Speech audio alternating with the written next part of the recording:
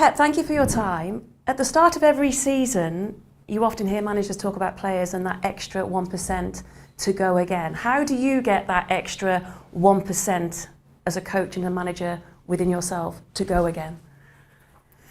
But the competition itself, give it to you this.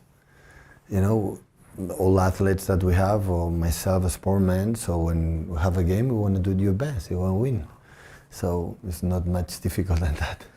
But I remember vividly in the treble-winning season, you just won the Premier League title, and you talked about how exhausted you were in that moment. There was still the FA Cup and the Champions League to come. How exhausting is it to manage in the Premier League with the demands that you put upon yourself every day? Yeah, a lot, especially at the end of the season, but it's what it is. We handled it in the past, hopefully we don't have much injuries.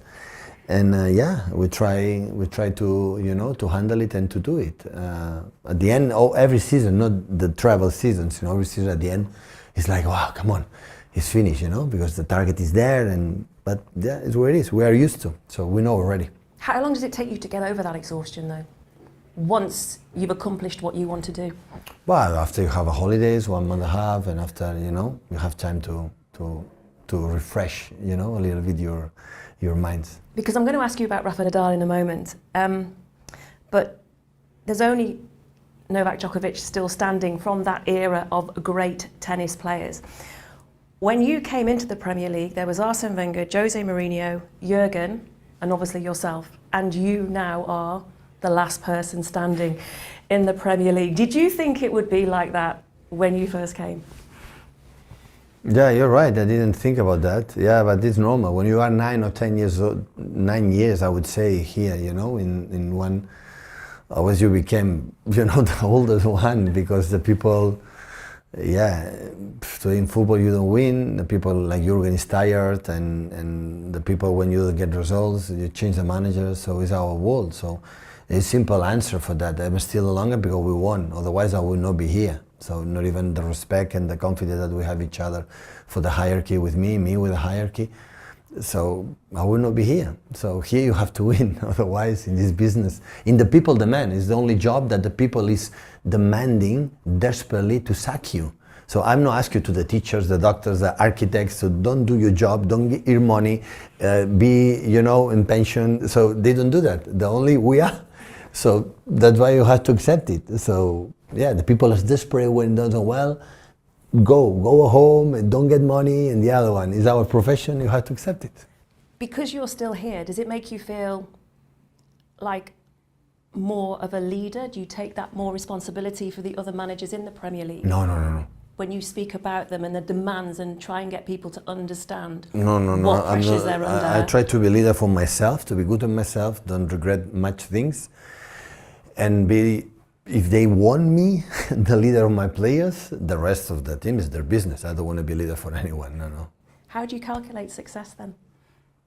Success, a strong team, strong organization, and a lot of passion for everyone, and a bit of luck, and yeah, that's all. So going back to Rafa, how did you react when you heard that he was going to call it a day? Because I know you're a massive tennis fan. A little bit, yeah, all the sports, but tennis as well. So a little bit sad, I understand. I think he happened because he saw that he cannot be or compete, in the level that he had been or he had in the 2 decades. So I admire all of them, all three, over Murray and the other ones, of course. But I think the big three was a little bit the one how. I admire the consistency in the athletes, in every single season being there, and how never give up, how come back for the setbacks and this kind of stuff. I admire a lot, all of them. So for me, they are three genius, I try to learn a lot with the body languages, because as a tennis players, I am a disaster, how they behave in the bad moments, how strong they are mentally. And of course the talent, the skill. So I think all three will be missed. Now still Djokovic, you can enjoy it, but I think the three will be missed. So when you just said then about you try and learn their body language and try and take things, have you spoken in the past about how you can take things from other sports, and particularly tennis, and put that into your own coaching of footballers? Yeah, yeah. Not in terms of tactics. I'm not an experienced tennis player, or even in golf, on the sports I like the most. But the fact that I see the eyes and the body, I always say pay attention with that. How is in bad moments, how they behave. Always I want to see the losers, how they come back. When you lose a game, how they react the next one. I pay attention a lot on these kinds of behaviors. When everything is, everything is calm and everything is fluid and you win, it's fine, it's okay. I like how the athletes, how they react in the bad moments, and I love it. Nothing is ever calm in football though, and I imagine the emotions on a pitch for a player, if you're looking at their body language and how they react to certain situations, it's an absolute roller coaster for 90 minutes. So I just wondered how the emotions are as a manager like yourself when you're in the technical area, sort of watching it all unfold in front of you. Yeah, first of all, I had to analyze what's going on, if the game plan stick, it works or not works. So I think some of these kind of situations happen, you know what I mean? But after, the emotions sometimes come, when bad decisions, bad mistakes, and hopefully in many years to come, still I'm manager, hopefully I can control better my emotions and my feelings, because sometimes I'm too emotional. But I said in the press conference, it's what it is. So, it's not like go theater or cinema, you see that. Football is completely, the passion is there, and sometimes explodes, sometimes, but maybe in the future I will get better. Or getting worse, I don't know. You talk about the future. Do you feel you've become wiser as you've become older in this role? Well, I would say the people, you became wiser when you're older, but just happen if you learn from the experiences. If you don't learn from the experiences, you will not be wiser. But I don't know, and I don't care, because what's going to come is going to come, and I will react in the best way as possible. I'm pretty sure until the last day of our breath, we learn, that is for sure. And I love to learn and to pay attention for the other ones, the other people I meet, because when the last breath is last breath, and after that it's over. So until then, you have to move on.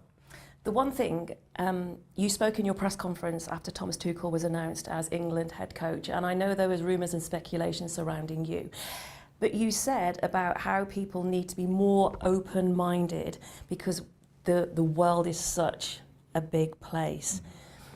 I thought that was fascinating, and I enjoyed listening to you talk about that. Is that just a general belief of yours? But I would say I didn't say anything special, it's a common sense. So I said one thing, that I was born in Catalonia. I didn't intervene.